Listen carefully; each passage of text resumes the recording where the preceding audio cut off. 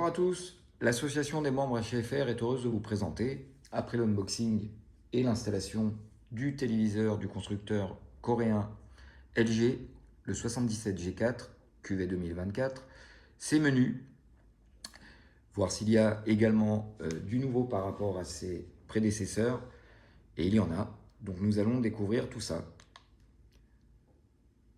Alors, touche de réglage sur la télécommande donne accès à ce petit menu qui est un menu de raccourci avec ici une touche pour accéder directement au réglage complet.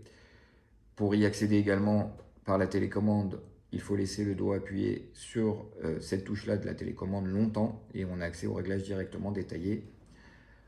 Ici, c'est le chatbot pour communiquer avec la télé en lui posant des questions directement.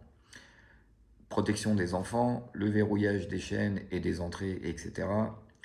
Le réglage réseau, donc là en Wi-Fi. Et ici, c'est une petite nouveauté qu'on en a retrouvée après une mise à jour également du G3 qui permet de paramétrer et de personnaliser ce menu. Donc ici, vous voyez, si je clique dessus, l'optimiseur de jeu, par exemple, je peux le supprimer. Nous revenons. Ensuite, nous avons le mode d'image que l'on souhaite sélectionner. Donc là, nous sommes par cinéma, optimiseur de jeu, filmmaker mode. Je vais me remettre sur cinéma. Et derrière, juste en dessous, le raccourci toujours pour accéder au réglage détaillé. La luminosité des pixels OLED, qui est à 100 évidemment ici puisque nous sommes en HDR. Mode de son, si l'on souhaite les haut-parleurs internes au téléviseur ou sélectionner la sortie optique ou HDMI. Non, pardon, excusez-moi, le mode de son, donc, je vais vous montrer, ce sont les aléas, voilà.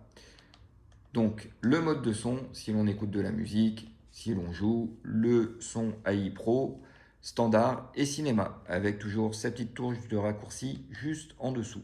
La sortie du son, donc sortie TV, si vous voulez passer par la sortie optique, la sortie HDMI en ARC ou IARC, d'ailleurs elle vient de switcher. On va retourner sur les haut-parleurs internes, la minuterie de veille que vous voyez là, donc avec au choix 30, 60, non 10 minutes, pardon, 20, 30, 1 heure, 1h30, 2 heures, 3 heures et 4 heures pour un allumage, une extinction automatique du téléviseur.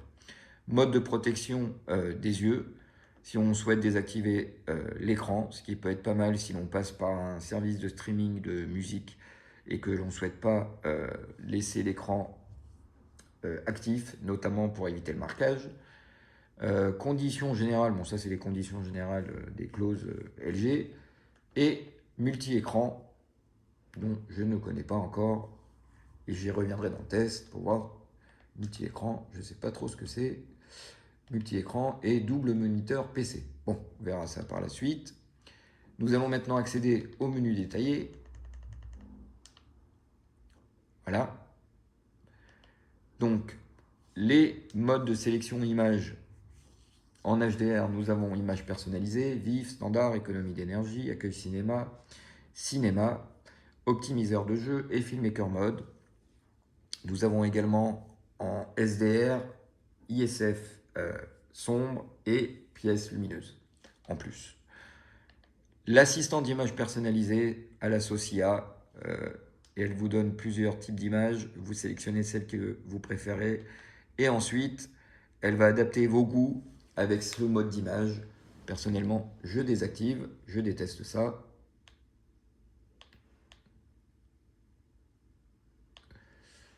Voilà. Le format de l'image, donc ici en original, et l'analyse du signal, il faut toujours l'activer pour désactiver l'overscan. Vous voyez, hop. De façon à ce que toute l'image soit bel et bien affichée. Les paramètres avancés, la luminosité, donc 100, nous sommes en HDR, le contraste, le niveau de noir, le contraste dynamique, automatique, Le mappage des tons dynamiques avec une petite nouveauté et pas des moindres. Donc si on peut l'activer évidemment ou le désactiver, mais grosse nouveauté, il y a un mode pro avec la possibilité de paramétrer ce tone mapping, enfin, si j'ai envie de dire, puisque bien souvent c'était un peu le point faible des téléviseurs LG, son tone mapping, qui était très souvent un peu éloigné de la volonté du réalisateur. Et là, nous pouvons enfin le paramétrer. Donc pour les films encodés à 1000 nits, 4000 et 10 000 nits. En dessous, inutile évidemment, puisque on pourra désactiver le tone mapping. L'amplificateur d'expression, donc c'est un traitement qui accentue les détails ou la luminosité artificiellement, moi personnellement. Désactiver aussi luminosité maximale, élevée évidemment en HDR, avec en SDR, désactivé, faible, moyen ou élevé pour correspondre à ce qu'on souhaite. Le mode de couleur, la profondeur donc de couleur, la teinte, gamme de couleurs donc automatique qui fonctionne contrairement à d'autres constructeurs. Le CMS donc avec des nouveautés faible, moyen, élevé, je n'ai pas encore été voir à quoi ça correspondait, pardon.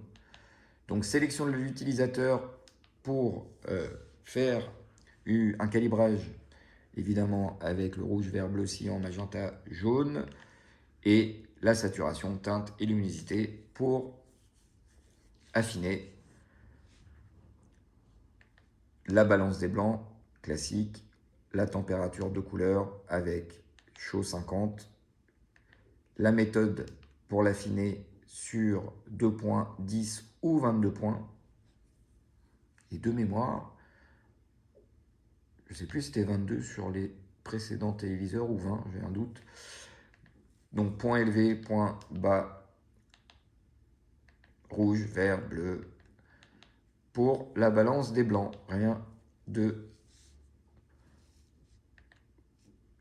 compliqué. Là, clarté, alors la netteté, la résolution élevée, la réduction de bruit,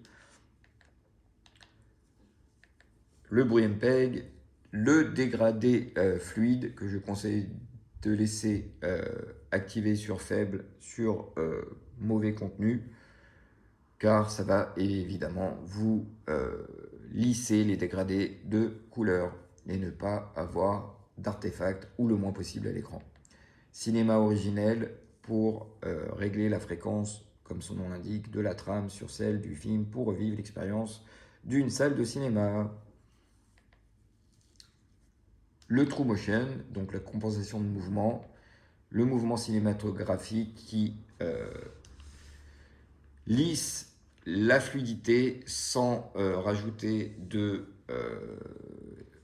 effet soap opéra, comme on dit, mouvement naturel, fluide et une sélection de l'utilisateur où l'on peut régler comme on souhaite son compensation de mouvement avec le Motion Hollow Pro qui assombrit l'image et provoque toujours un sentiment à l'image, un gros sentiment à l'image même. Donc, une possibilité d'appliquer ça à toutes les entrées HDMI, la réinitialisation, le démarrage automatique du mode Filmmaker Mode si l'on souhaite, qui switch directement dans ce mode, et la réduction de la lumière bleue,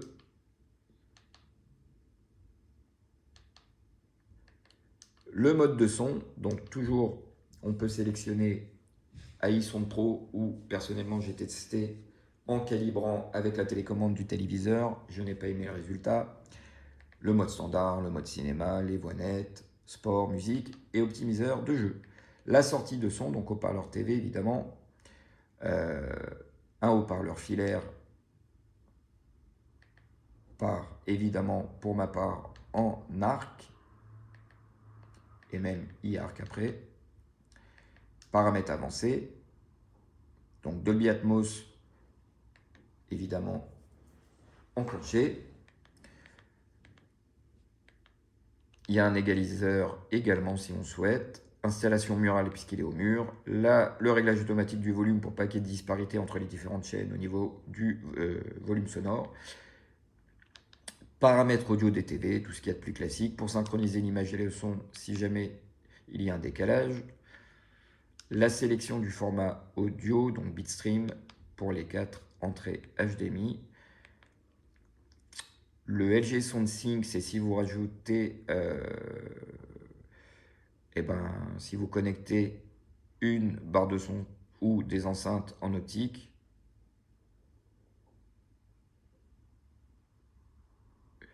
Ok. En fait, c'est pour régler le volume de la télécommande si l'élément raccordé est compatible et prend en charge la fonction LG SoundSync. La sortie audio numérique, la compatibilité IARC, la grisée évidemment puisqu'on passe par les haut-parleurs internes. J'ai rien oublié, non. Le mode général, donc, bon, ça c'est tout ce qui est le guide audio, etc., l'utilisation de la télécommande. Donc si on souhaite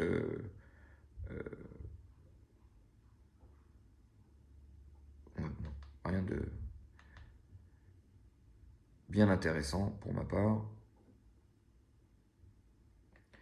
Le son à la mise en marche de l'appareil, écouter ensemble avec une aide auditive. Pour les malentendants, on peut activer ou désactiver les sous-titres. Contraste élevé, échelle de gris, inverser les couleurs. Toujours prêt, alors c'est en fait lorsque le téléviseur est éteint, il passe en mode toujours prêt pour offrir un fond d'écran, une reconnaissance vocale et une lecture de musique sur périphérique mobile optimisé. Bon, je vais bientôt faire le café. Service donc d'intelligence artificielle, pour ma part, entre l'image, le son. Alors le réglage acoustique, pour vous donner une idée de ce que ça fait, c'est un calibrage qui fonctionne comme cela. Donc on démarre, on pointe la télécommande vers l'écran.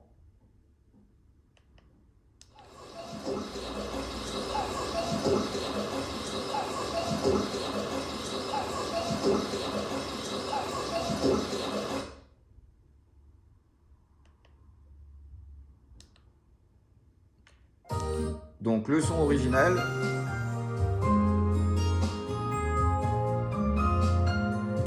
Et celui avec.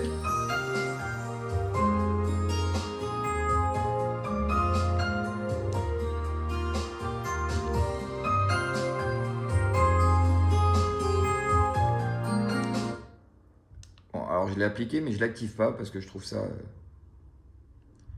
pas probant chez moi. Donc si on veut activer ou pas ce mode intelligence artificielle Sound Pro, la sélection du genre, il va switcher en fait la qualité d'image la plus adaptée en fonction du type de contenu que l'on regarde. L'aide pour la reconnaissance vocale, donc voilà, comme son nom l'indique. Le paramètre de la reconnaissance vocale, parce qu'on peut piloter ce G4 de la voix.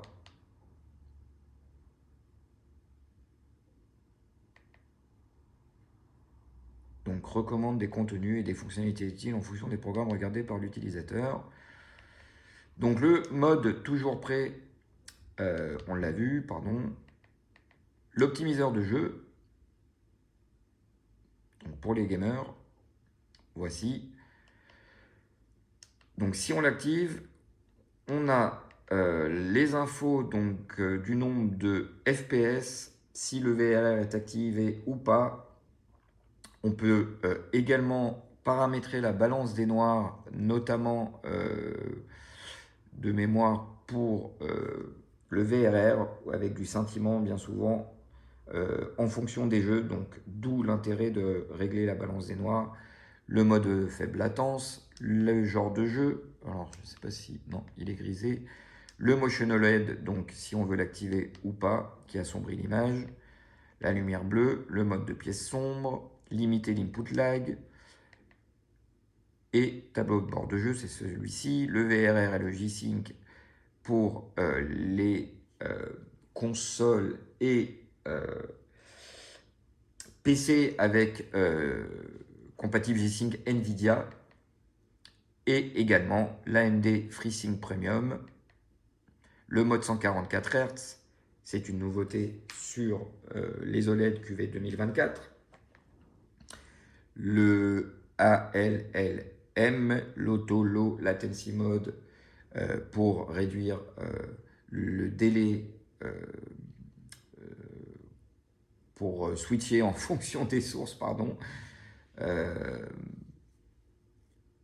Et voilà, et pour réduire la latence automatiquement à la détection d'un jeu.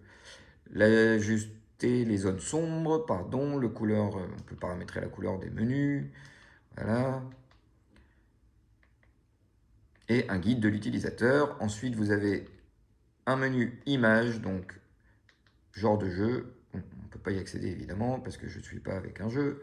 La balance des noirs, la balance des blancs, le contraste, le niveau de noir du jeu, la netteté, la profondeur de couleur et pour réinitialiser. Et nous aurons pareil pour le son. Voilà. Activer évidemment ou pas le Dolby Atmos, l'égalisateur de jeu et paramètres de son avancé. C'est pareil que pour... Voilà, on retombe sur c'est un raccourci pour accéder au réglage détaillé du son.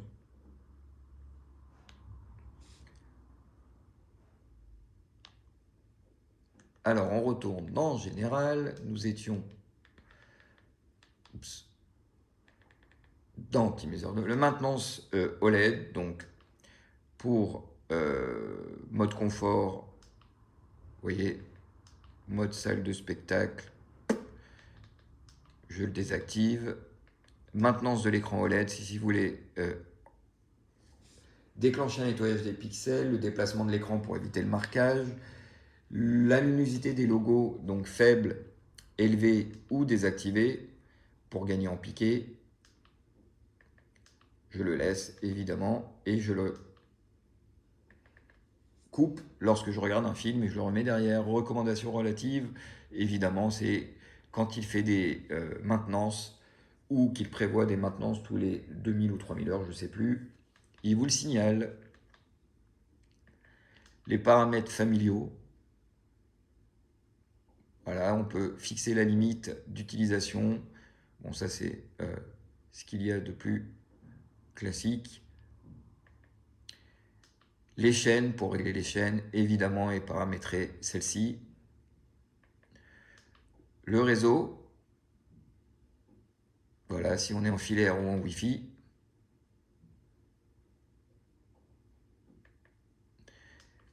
Paramétrage externe, très important, notamment les paramètres HDMI. Donc, pour activer le Deep Color et passer en mode 4K. Et je ne sais pas pourquoi. Ah oui, je sais pourquoi. On ne peut pas y accéder, donc on va y accéder. Il faut sélectionner, voilà.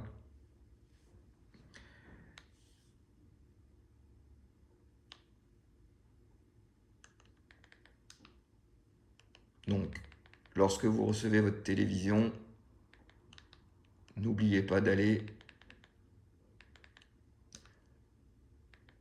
dans les paramètres HDMI pour activer le mode 4K, le SEC et un nouveau mode PC Dolby Vision. Alors, pour l'instant, je n'ai pas trouvé de PC Dolby Vision, malheureusement.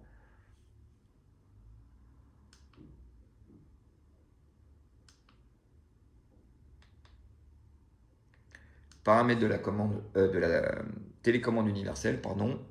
Donc, c'est si vous souhaitez définir quel type d'équipement est raccordé à la prise HDMI. Par exemple, si je vais sur HDMI 2, je peux mettre que c'est un amplificateur Home Cinéma. Voilà, Home Cinéma. Alors, si vous passez en PC, lorsque vous raccordez un PC, vous avez des items qui sont grisés. Toujours téléviseur allumé avec un appareil externe, donc avec un mobile, et supprimer l'historique des connexions. Alors, on va pas tout faire. Système, classique, la langue, le lieu, l'heure, minuterie. Économie d'énergie à désactiver également pour profiter au maximum des qualités de son G4. Écran désactivé, comme je vous l'ai montré tout à l'heure, c'est pour couper l'image. Et le mode assistance, les mises à jour. Donc ici, un guide, l'aide rapide, l'auto-diagnostic de l'écran. Donc il va vous envoyer une image et un petit extrait. Voici l'image de test, regardez attentivement l'image ci-dessous, s'affiche-t-elle nettement à l'écran? On met oui, tout va bien.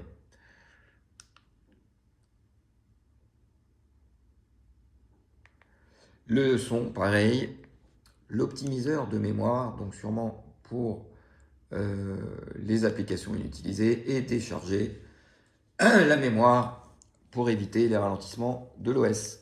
Le mode du téléviseur s'il est en magasin ou au domicile, contrôlé par l'IP, le téléviseur, information sur le téléviseur, voilà. Ensuite, pour finir, l'OS, donc l'OS propriétaire de LG qui s'appelle WebOS dans sa version 24, avec une promesse du constructeur d'une mise à jour pendant 5 ans de cet OS que vous allez découvrir ici. Donc OS que je connais puisque la mise à jour avait été faite sur mon précédent téléviseur G3 avec la mise à jour donc de WebOS 24. Donc ici, votre compte LG, là, les notifications, par exemple, on va aller dessus, tac. Donc c'est souvent des mises à jour d'applications, voilà. Un mode pour rechercher, évidemment, ce que l'on souhaite. Et là, c'est... Je découvre avec vous. Ah, le guide de TV. Donc apprentissage, il y a des tutos pour vous expliquer comment apprendre à gérer votre téléviseur, le sport. Alors il y a un mode sport pour suivre votre équipe favorite. Bon bah moi c'est pas Monaco, évidemment.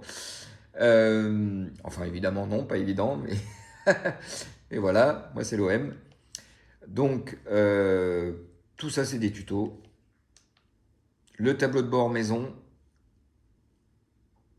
Donc comme son nom l'indique, qui regroupe des raccourcis et notamment tout ce qui est raccordé chez vous, qui est compatible et qui communique avec le téléviseur qui se transforme en hub de contrôle. Donc mon sèche-linge est déconnecté, il n'est pas allumé. Et mon lave-vaisselle de marque LG également se retrouve là. C'est vraiment très très très bien fait. J'ai également, que je n'ai pas encore paramétré, mon pont Philips Hue. Donc voilà, qui va se retrouver ici par la suite.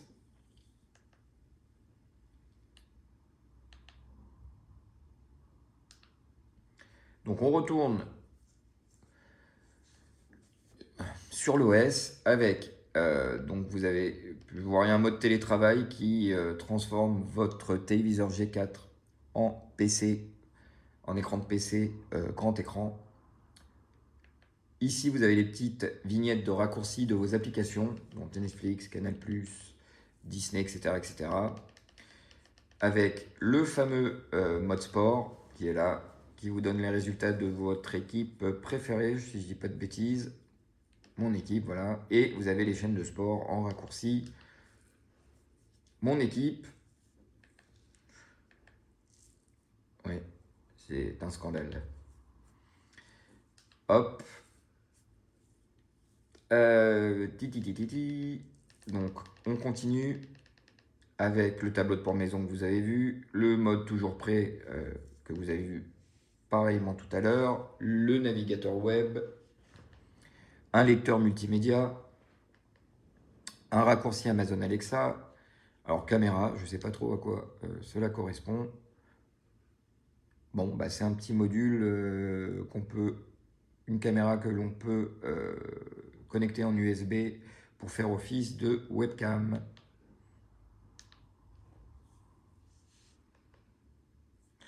Donc après, toujours les vignettes.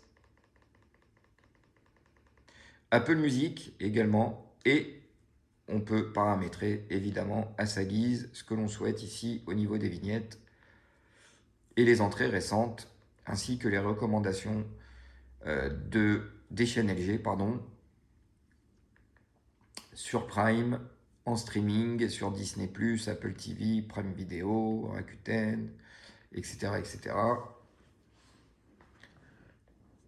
Voilà, vous découvrez l'OS LG qui est plutôt bien fait, même si j'ai une petite préférence personnelle pour Google TV, pardon. Voici, nous avons fait le tour des menus du LG G4 et nous reviendrons plus tard avec, enfin, son test. Merci de nous avoir suivis, à bientôt.